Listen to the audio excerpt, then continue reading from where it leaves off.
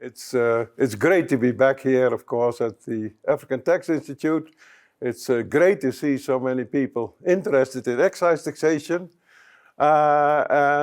This is going to be recorded, so my expressions will be fairly formal, so that I do finish sentences and don't jump around, which I usually do, and ask questions, etc.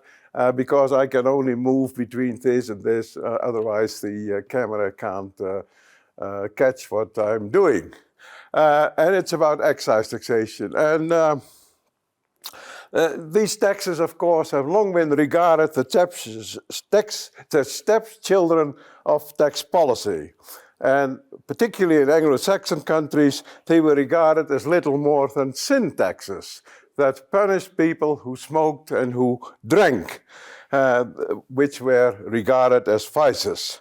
But in recent decades, excise duties have become to the fore as appropriate instruments to correct for market and individual failures. And this lecture will all be about individual failures called health taxes and market failures when we talk about the protection of the environment. And in the next hour or so, I'll survey the field and I'll try to make some references to South Africa.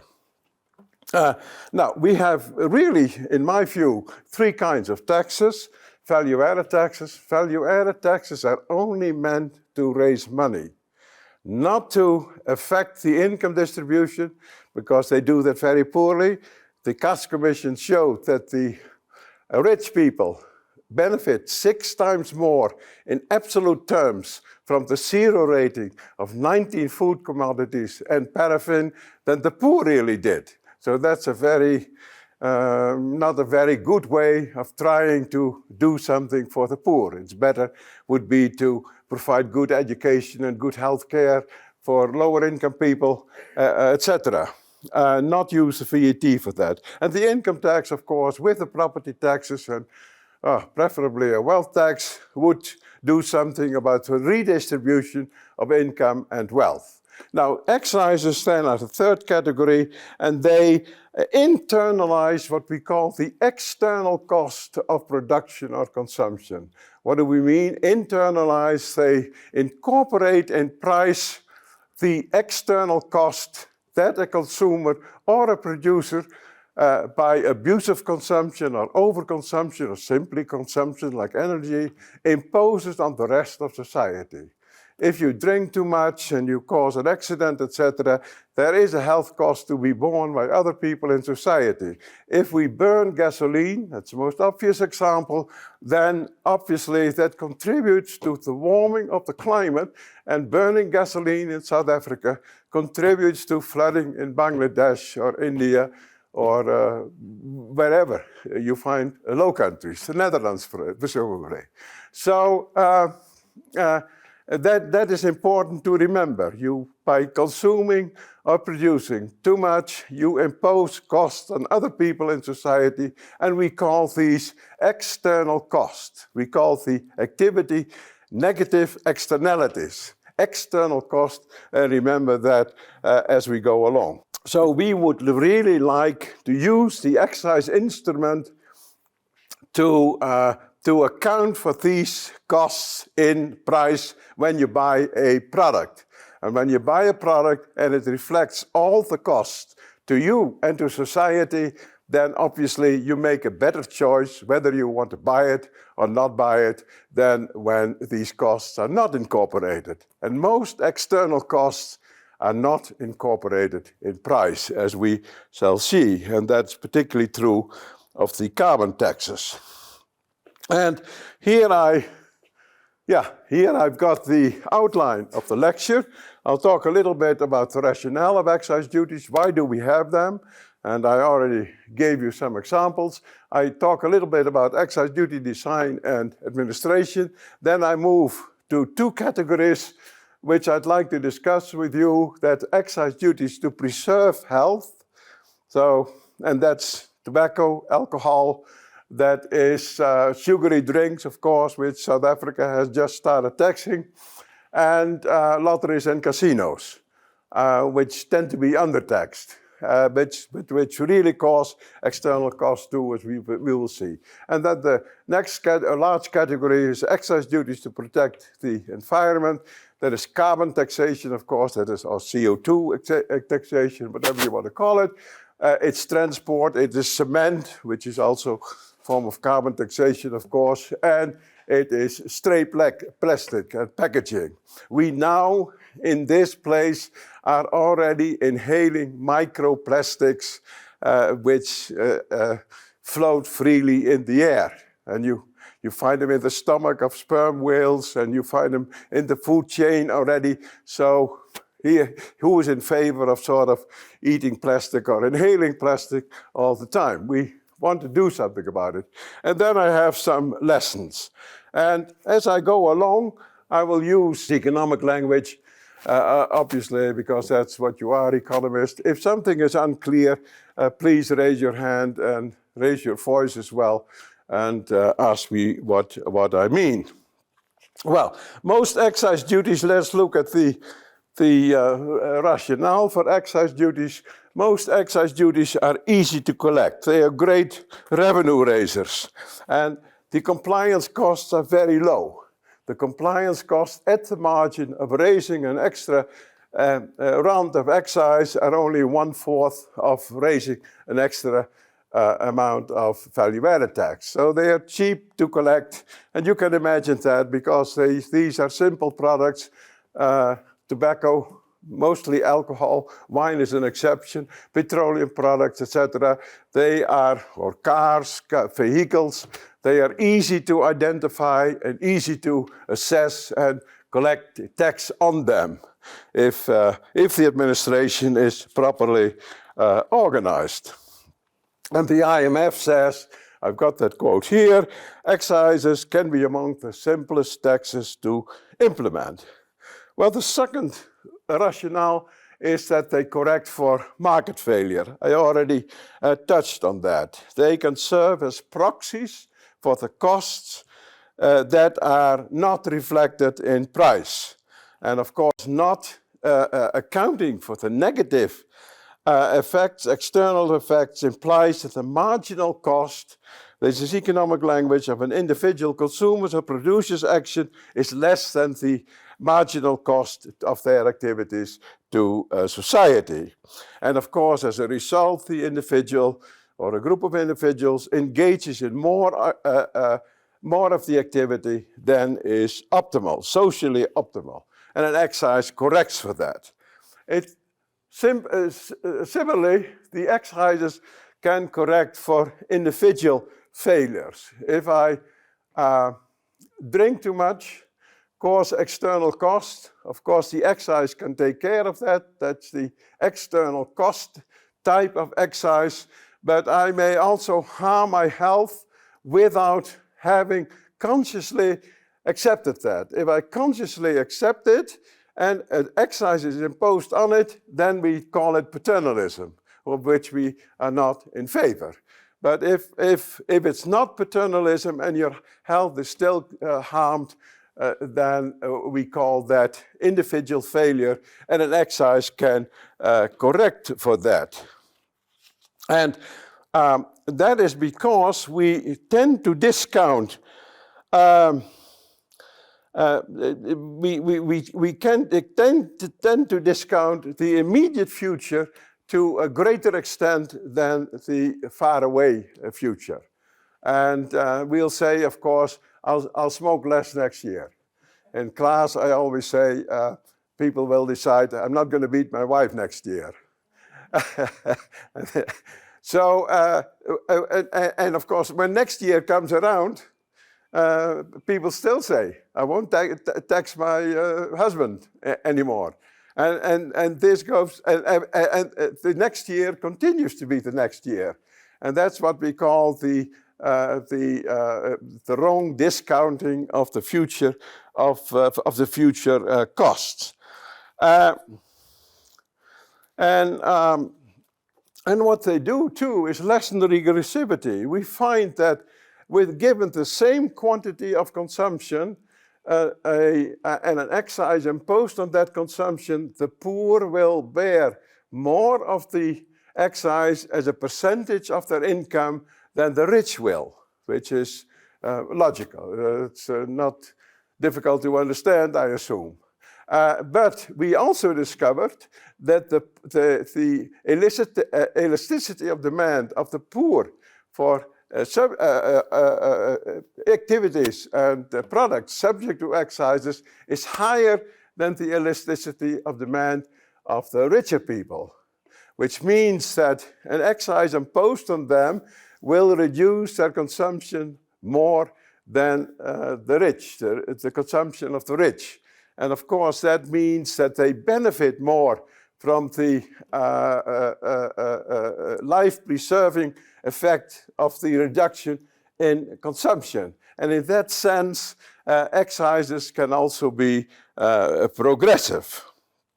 Then we often say that Ramsey we have all heard of course. We start our economics with that, but we often say that excises too cause fewer economic distortions than other taxes. And particularly the excises on things like alcohol, tobacco, and petroleum products, because there are no close substitutes, and people cannot do without them. Addiction is also a form, of course, of a low elasticity of demand, and so imposition of excises it causes fewer distortions than other taxes. If we have the income tax and people stop working or go fishing because of the income tax, which is charged on their wages which are paid, of course, then we have a distortion we want to try to avoid. We do not want the tax system to change the supply of labor. And excises do not have that effect. That the substitution effect of excises is much lower on the particular products than on other products or on income. And that means that they are, from an economic point of view, they are more desirable. But the Middle East report, with which most of you will be familiar, of course, the famous Middle East report in the United Kingdom showed that these kinds of taxes which correct for which the non-distortionary advantages of the excise systems tend to be overrated for various arguments. And of course, there is also always the argument of a broad base and a low rate can be a better tax than a small base and a higher rate. So a VAT at a low rate, which raises the same amount of revenue as an excise on a small base like tobacco or alcohol, will be preferable to the excise, the VAT, because the distortion of a tax increases with the square of the tax rate. So the rate on tobacco has to be very high to match the same revenue as a broad-based consumption tax. And there is also this, we have this argument that excises can correct for leisure. As economists, we regret greatly that we cannot tax leisure, because of course the income tax distorts activities in favor of leisure. And so if we tax products which are complementary to leisure, like an angle or, I don't know, a lawn or maybe a bed or whatever, then we of course correct for that distorting effect of the income tax. And this has been explored too, but this is very difficult to implement. Now, let's look at a few design issues, and then we can go on to the real world. Excise duty design.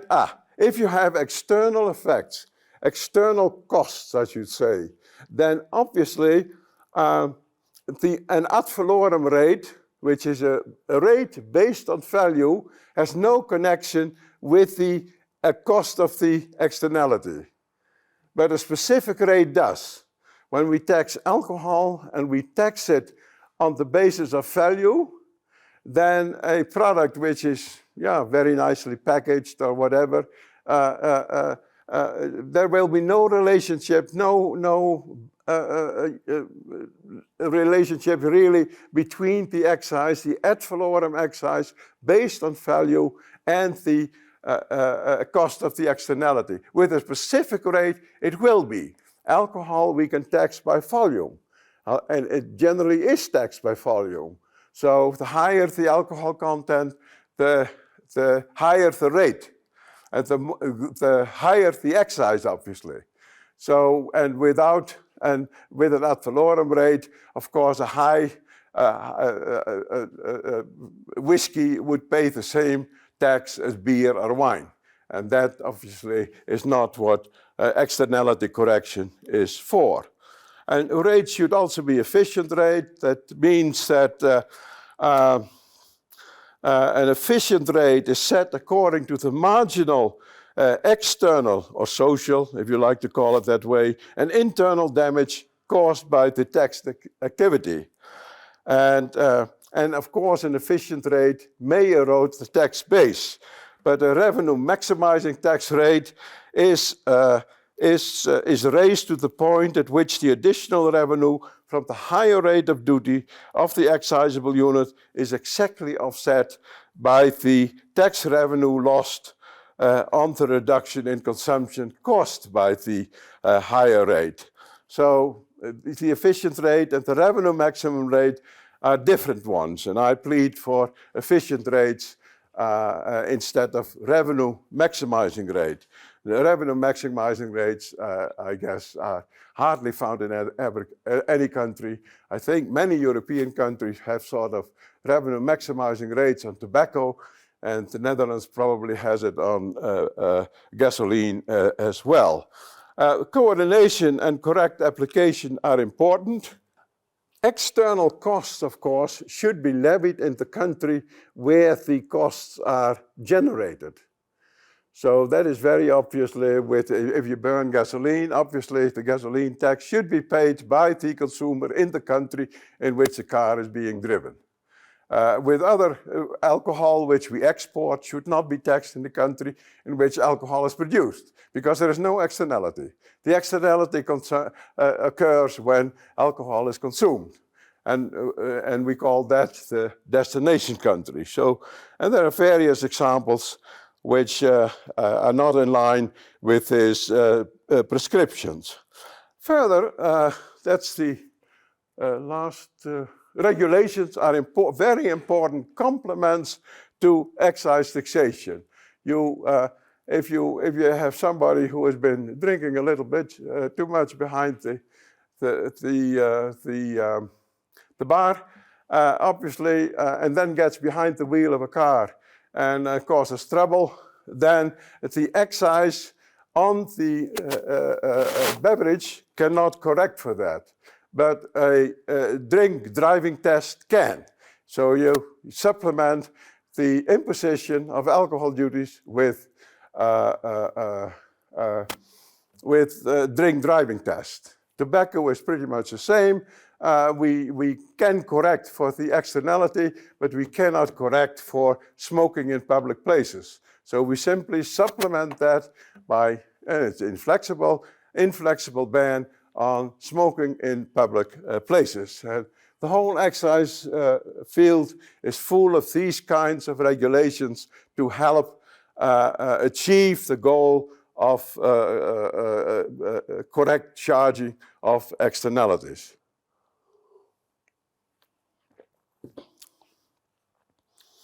Earmarking generally is not advisable. With earmarking, do you have earmarking? I think for the road fund, or yeah. So and you see that in many countries, of course. But that something to be said for that. But You have a lock-in effect, of course, because past arrangements weigh very heavily on current realities. It may be better to spend more money on education in South Africa than on the road system. So, and you do that by treating all taxes alike and then deciding in Parliament for which purposes you wanted to spend it, rather than having the excise on gasoline and diesel move straight away into the road fund. The important advantage of excises are that physical controls can be very effective. You count the bottles of beer, the bottles of wine, the bottles of liquor, liters of gasoline, CO2 emissions, etc., and you apply a specific rate to that. So you do not have to engage sophisticated auditors in order to see whether the excise obligations have been complied with. And that makes that VATs and income taxes are a quantum jump in tax sophistication compared to excise systems, which can be much more easily implemented. It's very much like customs control, excise taxation. People canalize the flow of goods, they measure the content or weigh them or do whatever other measurement are required and then impose the excise duty. And nothing can leave the premises without passing by the excise officials. So in that sense, they are much more easy to implement. Then I'm moving to, I'm looking at the time, health taxes, and I've got 4 subjects here: tobacco, of course, alcohol, sugary drinks, and lotteries and casinos, games of chance. Tobacco, I'm just going to touch on a few points.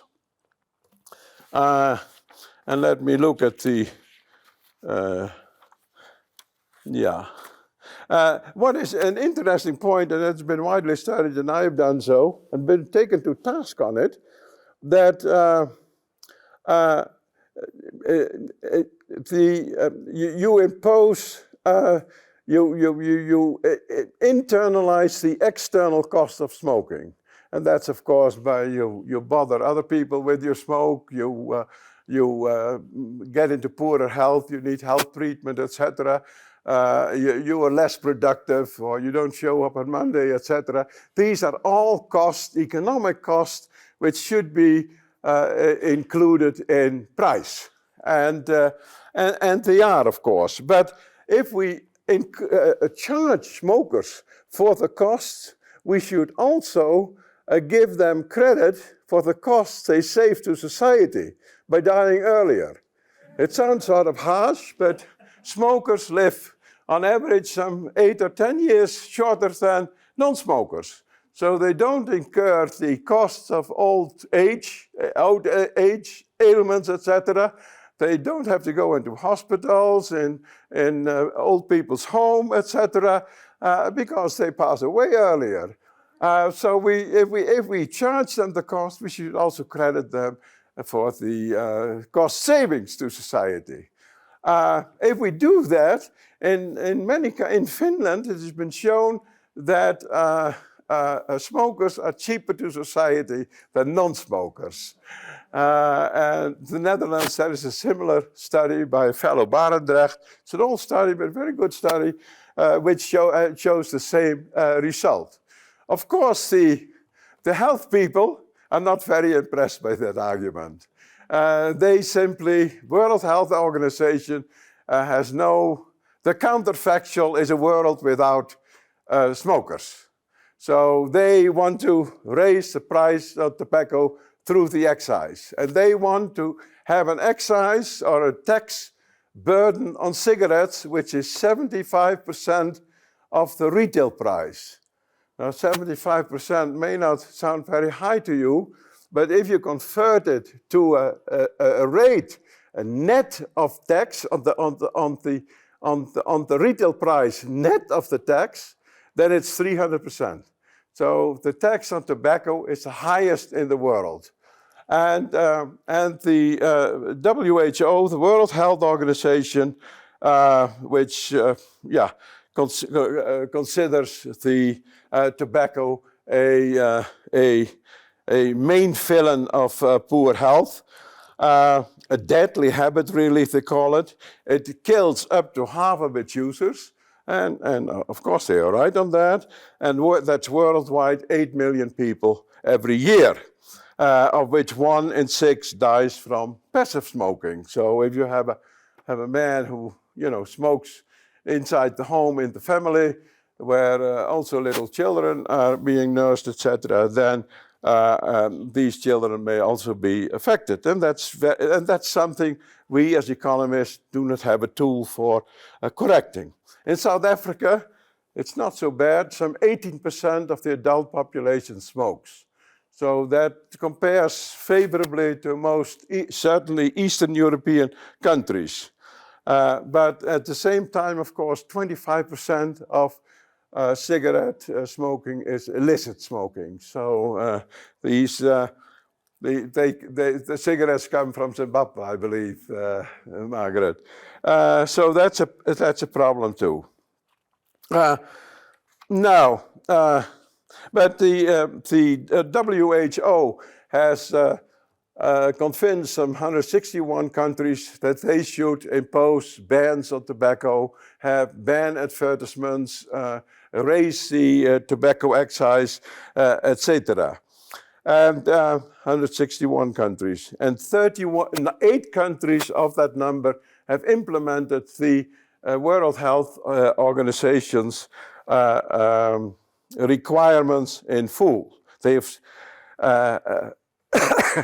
and here excises and VAT make up 52% of the retail price of tobacco products. So that's about 100% of the retail price net of the net of taxes. So you are on the way, but it's still far away from the target of the World Health Organization. Of course, some argue that, if we don't want smoking, but smokers still want nicotine, so let's give them nicotine by injection or by e-cigarettes. E-cigarettes, so e-cigarettes, they say, should be taxed lower than ordinary cigarettes. That's still a policy issue to be debated, and it is being debated in South Africa, I know. Should e-cigarettes be taxed the same as ordinary cigarettes? My view is that e-cigarettes may act as breezers in terms of alcohol consumption. Breezer is you put a little bit of alcohol, whiskey and add Coca-Cola to it, and of course that over time can also develop a habit to addiction to alcohol, and the same way an e-cigarette can be a gateway to regular smoking. So that would not be very helpful. And my view is that we should tax e-cigarette at the same level as ordinary cigarettes until it's conclusively proven that they are less harmful than ordinary cigarettes are. The last issue, of course, with tobacco taxation is marijuana. What do we do with cannabis? Canada has completely liberalized it. I think South Africa has too, or is on the way of liberalizing it. I've seen some legislation to that effect. Marijuana is still used by 3 to 5% of the world population, so the issue is not minor. And daily use is associated with 10 to 20% rate of dependence. And 9% of those who are exposed to cannabis develop use disorders. That is impaired attention and memory loss and increased risk of psychotic symptoms and accidents. So use of cannabis is not without harm. With nicotine and alcohol, these percentages, use disorders, are much higher, by the way, than for cannabis. And I think South Africa is on the verge of decriminalizing the use of the private consumption of cannabis. Let's move to alcoholic beverages. Equally fascinating. It's the third leading factor of poor health, according to the World Health Organization. Abusive consumption kills 5 million people every year worldwide, including 320,000 young people between the ages of 15 and 29. In many European countries, 11 years old will already have been drunk once. In the Netherlands, it's now on the decline, fortunately, but 50% of the student population of 15 and 16 years old would be drinking too much every week. So it's not without a problem, and neither is it in South Africa.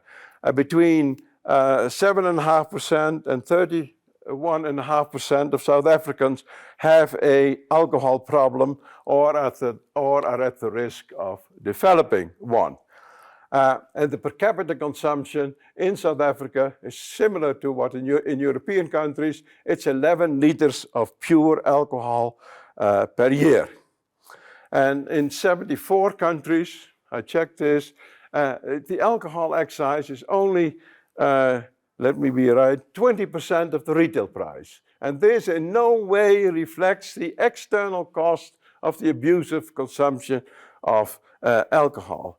Now with alcohol, unlike with cigarettes, a very complicating factor is that moderate drinkers are also punished by the excise. And why should they? You know, having a beer at the end of the week and or having a shot glass of whiskey or whatever, or a glass of good wine, Real likes that a lot, then why not? It's not to get intoxicated or anything like that. There is no dependency, but it's still you pay the excise. So that is a complicating factor. With cigarettes, the damage caused by smoking is linearly related to the volume which you smoke. With alcohol, it's not. With alcohol, we really would like to, and one glass can be good for you, they say, so we'd like to have an excise officer next to every drinker and say, hey, the first glass, you don't pay any excise. Maybe you would even get a subsidy if it's good for you. The second glass, then the problem starts, you pay the full excise, and the third glass, the rate rises exponentially, and you have to pay a lot of excise, because then of course, the external costs start hitting you. Then there is another issue, which an interesting study has been recently published on that, and that is should alcoholic beverages be taxed by alcohol content? Now, if you go by alcohol content, alcohol by volume we call it, then spirits are taxed much higher than wine or beer. And here, presumably, wine would be taxed lower again than beer. They are very, very similar in terms of alcohol content. The light wine, that would be, of course. That's the beer has about 5%, and wine would have 10% or 12%, and whiskeys, etc., would have been 35 or 40% alcohol content. Now, if you want to tax by alcohol content, then beer and wine in nearly all countries should be taxed higher than what they are now. But there is the issue that heavy drinkers, because 10% of the drinking population, they cause 2/3 of all the external cost. They are the rowdy people. They really go for the drink. And they want the strongest drink and imbibe it as fast as possible. So if that is the case, of course, there is a good case for taxing spirits, etc., higher than beer or wine, if that's what the drinkers prefer.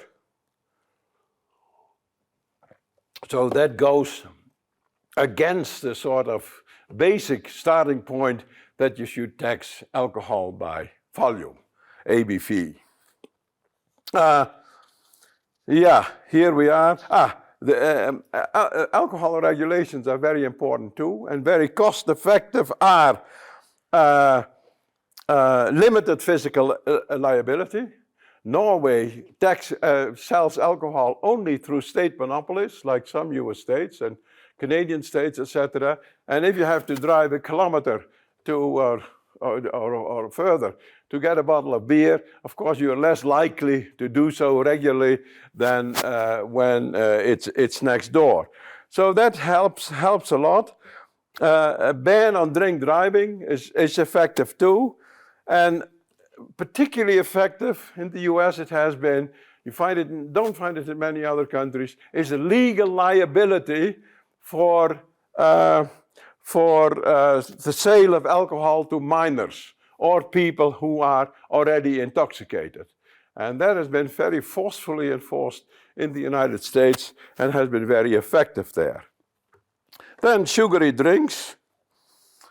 Let's move on. Okay, obesity, of course, worldwide, over 9% of adults are obese. And that's 463 million people are living with diabetes. And further, more than 1 million children and adolescents under the age of 20 live with type 1 diabetes. So the World Health Organization says you should not take more than 50 grams of sugar a day. And the Dutch take more than 100 grams. Of course, they cycle a lot, so that I guess that compensates a little bit. The Germans too, more than 100 grams of sugar a day. And the Americans top, like everything else, of course, they rank, they are at the top of the sugar intake ranking. Also much more than 100 grams of sugar a day. On average, South Africans consume between 12 and 24 teaspoons of sugar per day. You'd be surprised, but that's still quite a lot, of course. And 4 to 8 teaspoons here are from sugar-sweetened beverages, on which a tax has just been imposed, and which is called the sugar tax. And South Africa takes third place in an obesity ranking of African countries. So take your seat. It's a number which raises concerns, I believe. We impose, of course, a sugar tax here.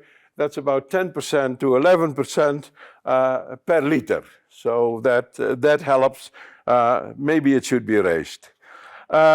Narrow base, of course, of SSB, sugar-sweetened beverages. If you want to tax sugar, you should tax honey and candy and snacks, etc., which are full of sugar. We usually do not tax sugar contained in milk or in fruit beverages, so by exempting all beverages of which the sugar content is 5% or less by volume. Lotteries and casinos, I'm going to skip that. There is but I do want to point out that there are a New Zealand study estimates the cost of gambling at 2.5 times higher than those of diabetes. This is an Anglo-Saxon country, so they like to gamble. In Australia, they found that the costs are of a similar magnitude as alcohol misuse. So the external costs of games of chance are not peanuts. In South Africa, the Responsible Gambling Foundation's annual report, I looked it up, noted that people who have problems gambling are mostly male, married, and live in Gauteng, 51%. So here you are. Problem with lottery is, of course, that low-income people spend a lot. They always think that they'll be the lucky winner, next time around. It never happens, of course. So a lottery tax is very regressive with respect to income. It's a heavy tax on the poor, and that should also be taken into account. We have only 6 to 8 years left to limit global warming to 1.5 degrees of Celsius compared to pre-industrial time. That's not very much. That sort of runs out in 2030. And the CO2 budget, that is the maximum cumulative emissions, will run out in 17 to 20 years if we limit the global warming to 2 degrees of Celsius. Altogether, very little time. And of course, that implies that the consumption of fossil fuels, that is gasoline, diesel, kerosene, dual-use kerosene, natural gas, electricity, coal, particularly, of course, that's the main villain in South Africa, that the consumption must be reduced. And that calls for the elimination of subsidies and the imposition of higher excise duties that raise fossil fuel prices to efficient levels. The IMF has done wonderful studies for all countries in the world on calculating the efficient costs and prices of energy. And by efficient, they have explicit subsidies, of course, which means that you are subsidizing the supply price of petroleum products, like Nigeria has done until recently. And of course, that should be abolished. The supply price should reflect the world price. But there is also a strong case to be made for eliminating implicit subsidies. And these costs include the cost of global warming, but also the cost of human lives from local air pollution, road congestion, and accidents. And the IMF recommends a price per cubic meter of carbon dioxide of $75. And for developing countries, they say, well, maybe they should start at a level of $35. None of the countries in the world is close to that target yet. According to the IMF again, South Africa explicitly subsidized coal at $6 billion per annum. Subsidy on coal, on the dirtiest fuel of all. And kerosene at 1/10 of $1 billion. So that's not so bad. But coal is, and implicit subsidies amount to $30 billion in the case of coal. Implicit subsidies, which I've just meant, the cost of global warming, of local air pollution, etc. And $9 billion in the case of diesel, the cost. And total explicit and implicit subsidies are a staggering $51 billion in South Africa. Now, don't feel bad because you are the only country which has these enormous subsidies on energy, because most countries have. But they are still worth discussing. This is equivalent to 60% of gross domestic product. Enormous figure, or $850 per capita. So per South African, the country implicitly subsidizes energy by $850 for each person on average. Okay, so we have to do something about it. We can do that through a carbon tax, which has been implemented in South Africa, of course, but as Cecil told me last night, it's much too low.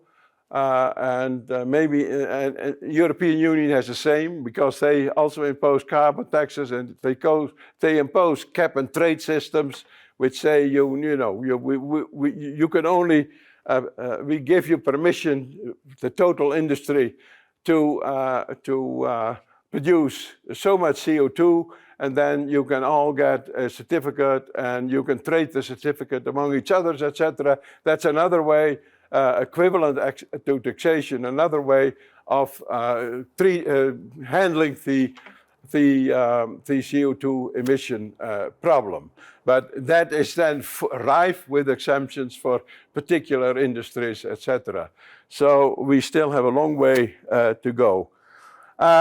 And a carbon price reform that is not unimportant would be mainly interested in the interest of individual countries themselves. 3/4 of global subsidies, we talked about 60 billion in South Africa, are attributable to domestic factors in the form of underpriced local air pollution. It's a main problem. That's half of total cost worldwide. Inadequate road pricing, 50% of total. Not accounting for the VAT, because if you do not levy, of course, the proper taxes, you also miss the VAT on those taxes which should be levied. There is 7%, and subsidized supply costs are 7%. Now, we've got some of these figures here. So let's move on to road transport, where we face multiple externalities, of course. That's global air pollution, local air pollution, road damage, congestion. That's one of the main villains of the user cost of roads, accident costs, etc., particularly all in urban areas. I'm going to skip my treatment of gasoline versus diesel. Diesel should not be taxed lower than gasoline. It produces a lot of soot, small particles, etc., which are terribly bad for small children, particularly, of course, in urban areas. Of course, the position of kerosene, I deal with that in the paper, but I'm not discussing it here. That is used for cooking and heating, of course, by low-income people and lighting, etc. So there is a problem, and if you tax kerosene, people would tend to burn more wood, etc., which would not be good either. Motor vehicle license fee is at first sight a complicated issue, but can be used very effectively in the European Union to affect the design characteristics of motors. I mean, you can only emit, for instance, on European cars, 100 grams of CO2 per 100 kilometers or something like that. This kind of, and that is simply prescribed. These specifications are prescribed by the European Commission. They are called the Euro norms, and manufacturers have to comply with these rules. Cement. Cement I singled out but that's also a sort of CO2 tax, of course. Cement is responsible for 8% of all carbon dioxide emissions in the world. So that is very high and needs some attention. And generally we don't impose a direct excise on CO2 emissions, but simply on emissions, and so that could be changed. And because these emissions are measurable. And that would stimulate the cement manufacturer to replace Allied by B-Light, which has a lower roasting temperature, so produces less CO2. And it would also promote the partial replacement of conventional clinker with such alternative as fly ash, bottom ash, and slag. You see, excise taxation is about these technical production things too. PPC is the biggest South African cement maker. It produces 12 million tons of cement a year. It has indicated that it will achieve net zero emissions by 2050, achieved gradually in steps of 10% by 2025. I would all advise you to watch this very, very closely, and 27% by 2030. And it's important to monitor, of course, these targets, which are explicitly published in the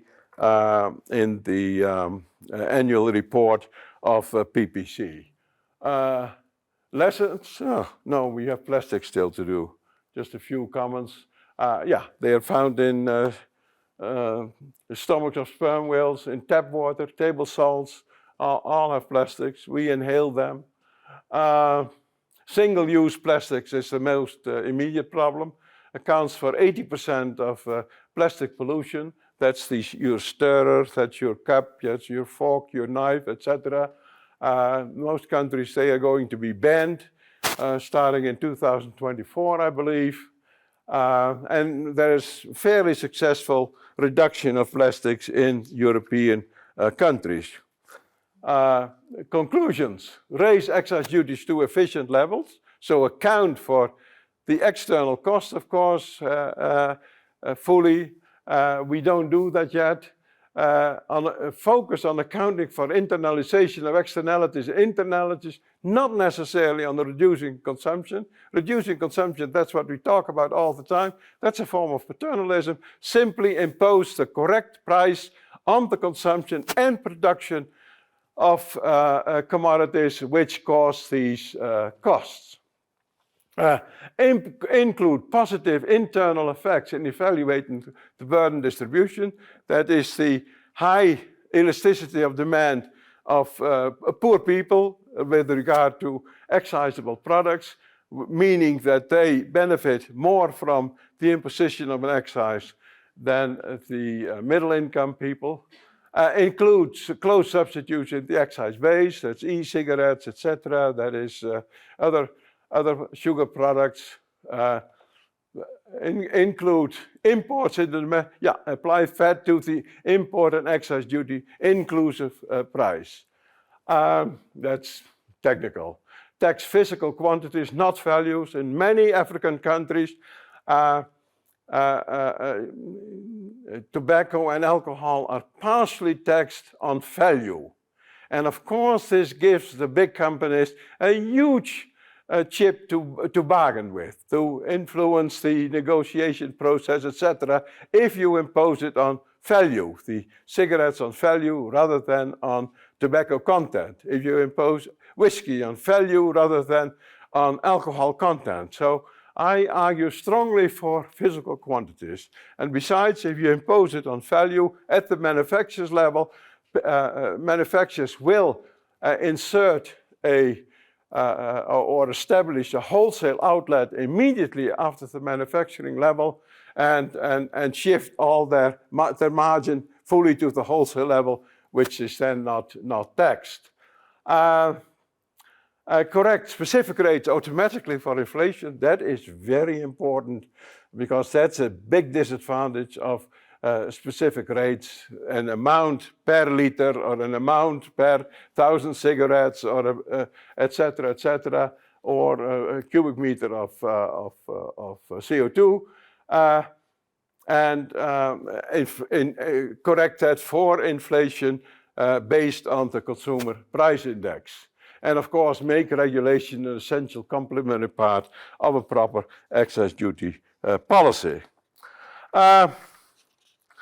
But if we all sum this up, excise duty do improve the efficient allocation of resources. That's of course a favorite economic phrase. By internalizing the external and internal costs associated with the consumption and production of potentially harmful products. They improve the progressivity of the tax system because their effect is more beneficial to people with low incomes whose elasticity of demand for harm products is higher. Thirdly, excise duties are easy to collect and enforce, and a major advantage over other taxes which have to rely on accounting controls for control purposes. And finally, excise duties tend to be less harmful to economic growth than either broad-based consumption taxes like the value-added tax or income and corporation taxes. But if you go for these things, bear these recommendations in mind. And that concludes my presentation. Thank you very much. And if there are questions, I'd be happy to answer them.